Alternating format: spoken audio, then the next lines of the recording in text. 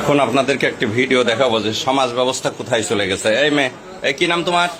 নাম বলো। হ্যাঁ, হীরামণি। কোন ক্লাসে পড়ো? আচ্ছা, তুমি কাকে ভালোবাসো? হ্যাঁ, কি নাম?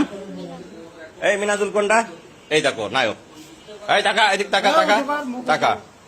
তুই কি করিস? ওয়েল্ডিং এর কাজ করিস। আর তুমি পড়ো কোন ক্লাসে?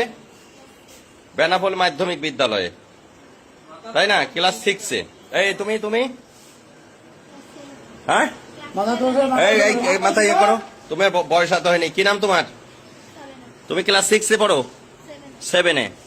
তো তোমার সম্পর্ক এই ছেলের সাথে, ও ক্লাস 7-এ পড়ে। এই দেখেন ব্যাগ বক্সা, বাসা বাড়ি থেকে এই যে স্বর্ণালঙ্কার সবকিছু নিয়ে, টাকা পয়সা নিয়ে, হ্যাঁ তারা হচ্ছে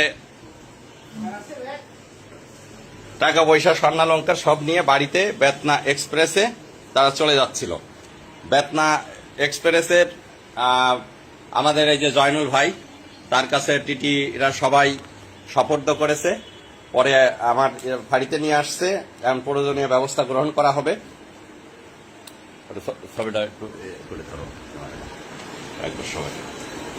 এটা অবশ্যই অভিভাবকরা এই মুহূর্তে আসবে।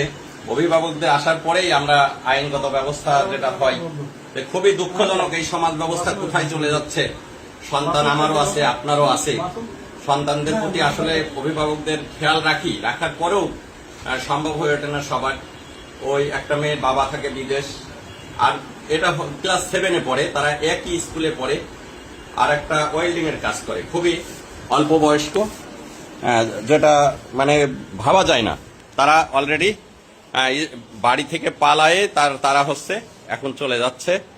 কোথায় যাওয়ার উদ্দেশ্য ছিল? কোথায়? এই খুলনা। কোথায় খুলনায় যায়? কি উদ্দেশ্য ছিল বল দিনি? কি পরিকল্পনা করেছিলি বল, কথা বল। কি পরিকল্পনা করছিলি? কি পরিকল্পনা করছিলি? যাই কি বাসা ভাড়া নিয়ে থাকবে এরকম একটা চিন্তা ভাবনা? তো বিয়ে হয়? তোদের বয়স হয়েছে, বিয়ে হইতো? বল। অযথা তো পুলিশকে তোরা হয়রানি করতি।